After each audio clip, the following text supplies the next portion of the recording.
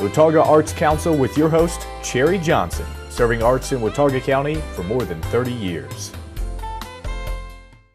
Hi, I'm Cherry Johnson with Watauga County Arts Council, and one of the things that we do that you've already realized probably from watching this segment is that we like to celebrate other organizations in our community that are doing something in the arts. And I have with me a guy that you have not met before because he ain't from around here. But he is with Invisible Theater, and he is working to produce a show very shortly, and I want to talk to you about it. This is Mike Ostroski. Yes. Did I say that correctly? Yes, you did. You Good. did. I'm Yes. proud of myself. Yes. Okay, Mike and I have only known each other a few days, and he's here in town because you're friends with the folks that created Invisible Theater, who are Derek Davidson and Karen Sabo. Mm-hmm. And Karen contacted me a couple of months ago and said, we got this cool production coming up, and can we share it with the community? Yeah. And so that's how you got to be in this spot right now. Yeah. I'm grateful to be here. Now talk to me, Mike, about number one, where are you from? I'm from a small town in Ohio, Ashland, Ohio. Okay. It's about an hour south of Cleveland. And that's where you're living? No, that's where I grew up. And then from there, I went to school in different places in Ohio, and then I went to Manhattan and lived for a little while, and then I got a job at the Barter Theater up in Virginia, and was there for about 12 years. And then I wanted to dive into TV and film, and so I ended up moving to New Mexico for a little while to work on that. There's a lot of productions in New Mexico, actually, and Breaking Bad is shot there, and things of this nature that people know about. And then I recently moved to LA. Okay. So I've been doing a lot of running around, but this show is something that I worked on with Derek and Karen actually last year.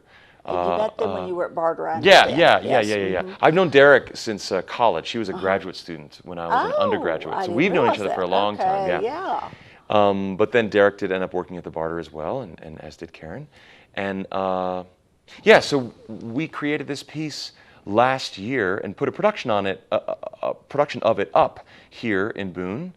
And but it was a much longer version, and we're going to start taking it around. We're taking it to New York after Boone, and then I'm going to take it. I just found out I'm going to take it to LA in November. Oh, good for you. Yeah, that all worked out. That was still in the works last time. Yeah, so that was solidified. So we're excited about that, and so it's a 60-minute version of this one-man show called Groundwork. And let's talk about that a minute now. It was your brainchild. Yeah. I grew my first vegetable garden in Abingdon a few years ago, about 5 years ago, and it was the first time I'd done anything like that, and so all these things happened as a result of the putting of hands into dirt, and I kept thinking, since my mind was already kind of, theatrically motivated, right? Like I was like thinking of storytelling all the time, that there's a ton of stuff going on in this experience that was worthy of a play. And so I kept thinking about it. And then finally, I shared this idea with Derek about 2.5 years ago, maybe 3. And he loved the idea. And so we kept talking about it between the two of us. And then he put pen to paper. I gave him all these stories of things that happened to me. And then we both crafted it into a play. So it's semi-autobiographical because a lot of this stuff happened to me, but then we formed it to create a story that we hope generates new meaning, so that's cathartic. Story. Yeah, it's its own thing. It's its own world. Now, Derek is a playwright. Yeah. And so that was an obvious and a very good move on your part. Yeah, I have no business trying to do what he can do. You use your strengths, he uses his. Yeah. When this production is shared with the community, he's not going to be on the stage. Right, it's going to be me. He'll be there. He'll just be there because he's directing it as well. So his hand is all throughout it, and beautifully so. And we're excited about it. That's a great partnership. Yeah. Oh, yeah. And I hope it lasts a lifetime. And Karen is wonderful. She's the artistic director of Invisible Theater, and so she's producing it. She's also your publicist for this She's whole my thing, publicist. she's out there making Yeah. sure everything gets done. Go, Karen Sabo. And so we're excited. That's wonderful. Yeah. Now let's talk about this show a little bit deeper. You were telling me more about it a while ago, and how what am I going to see when I come to see this? Well, the character's name is Paul O'Malley, and Paul thinks that he has figured out the solution to everything. Every problem on the planet, internal, external, climate change, everything. I know people like that. Yeah, yeah. They're not necessarily the most pleasant people. Well, I think Paul's pretty pleasant. But he thinks he's figured it all out and that everything can be solved by growing your own vegetables. So he's very passionate about this idea, and he has asked people to come to this space, so the theater and the audience who comes, you, hopefully, and to share with him his ideas on how this works. And so in his attempt to proclaim the way, he finds himself stumbling along the way. And more things are learned by him than he would have thought. The evening doesn't go as planned. So it's more than just a lecture. It's a full-on dramatic story with the journey of this guy. And you are the entire show. It's a one-man show. Yeah, yeah. And the audience is part of it because the people that he has summoned and requested to be there this evening are the audience. Okay. So I'm talking to the audience the entire time and using them in the storytelling. No one has to get up on stage though. It's very low maintenance for the audience. That's great. Yeah. So they're not afraid to come. No, don't be afraid. No fear. No fear. Now, I was really interested in what you and I were talking about before we started taping this, about what you've been doing the last few days. You've been in town a few days. Yeah. And the show, we're taping this, by the way, several days before the actual production. So before the actual performance. So he's got several more days to do what you've been doing, I'm assuming. 4 more days counting so today, let's talk about what you've been doing. We were talking about what we'd done over the weekend because we saw each other Friday and this is Tuesday. And you're talking about what you spent in some ways a very solitary weekend. Yeah. Derek and I have been re-rehearsing the play, and we've cut the play down to make it from 90 minutes to 60 minutes. And so we've had to reblock it because the space we're using in Boone this time is different. And then we're taking it to New York City that has a much smaller space, so we're tailoring it to that. And the space in LA is also smaller.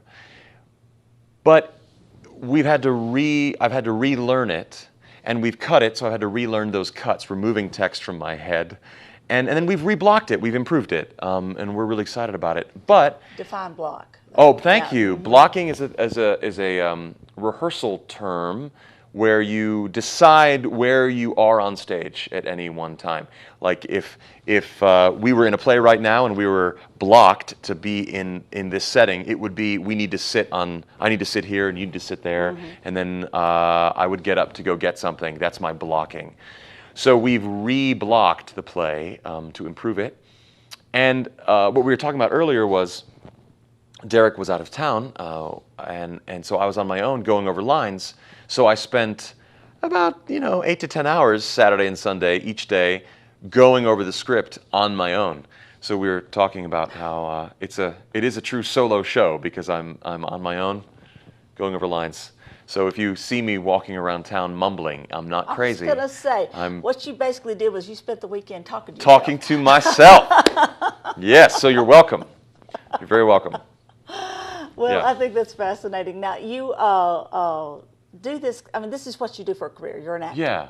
So how much time do you spend doing that kind of thing? How much time does an actor spend by themselves, talking to themselves, basically, teaching themselves the production? You know what I mean? Well, it's different for different people. I have friends that have photographic memories, and I love them, but I hate them because they can do it very quickly. They can read the lines that they need to learn, and pretty soon they got it.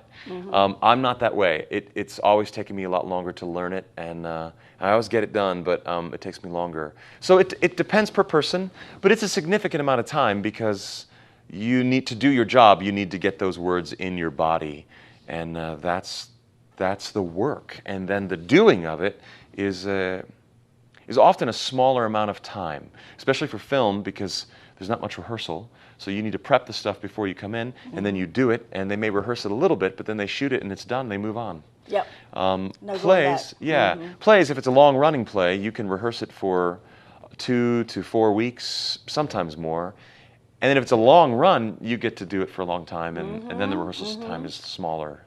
Well, now I think it's interesting, too, that you've done this play in a very long format. Now you're cutting it back, and I would be really tripping up over that because I would want to go off into things that were in the first version and that aren't there anymore, and I would have, I'd have to really focus to know what was. Now, how do you make it to where that you don't have to totally just, is it just by doing it over and over? It's doing it over and over again, and also there's techniques of learning lines so that you're not just learning the words on your page. So I'm not standing in front of people reciting lines that, like, I'm not imagining the words on the page when I'm talking. I'm actually attempting to do something. It's active. And so you're also memorizing the action that's married to the words on the page.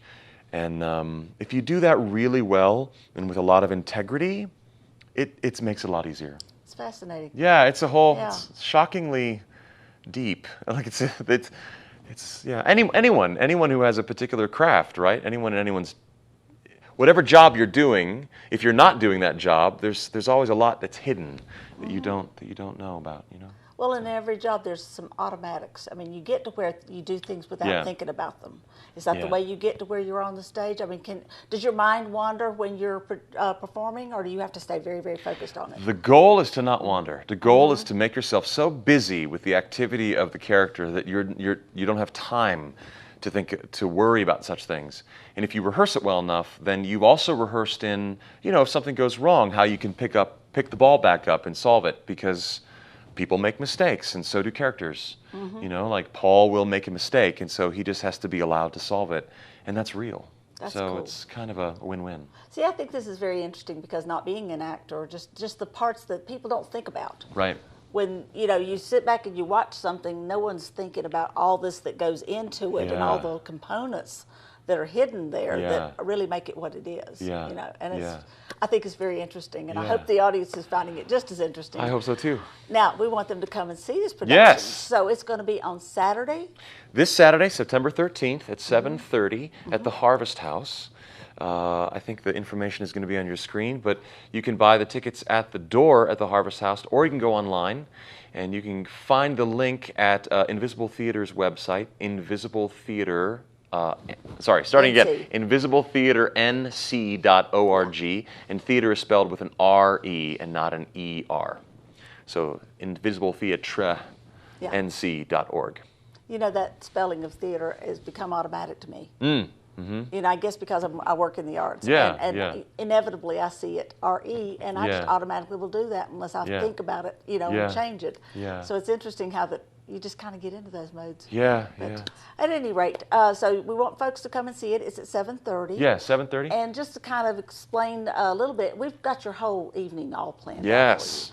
The Blue Ridge Arts Space, where the Arts Council is located, is opening up 4 new exhibits. And we are also having 5 artist demos scattered around in the rooms. And surprise, you'll find out which artists are doing what in which rooms. And you have hors d'oeuvres and wines and so forth to enjoy. And then when you're done, we're at 5:30 to 7:30, so you can just kind of cut out just a tad early, so you get down there for curtain call, and you end up down at the Harvest House, which is just down around the corner from us, and then you can enjoy this production. So I think it's great. Yeah, great evening. Looks like good evening to me. I think it's wonderful, and I hope you will be a part of it and be a part of the arts all through Watauga County. Our website is watauga-arts.org. Check information about this and a lot more. Watauga Arts Council with your host, Cherry Johnson, serving arts in Watauga County for more than 30 years.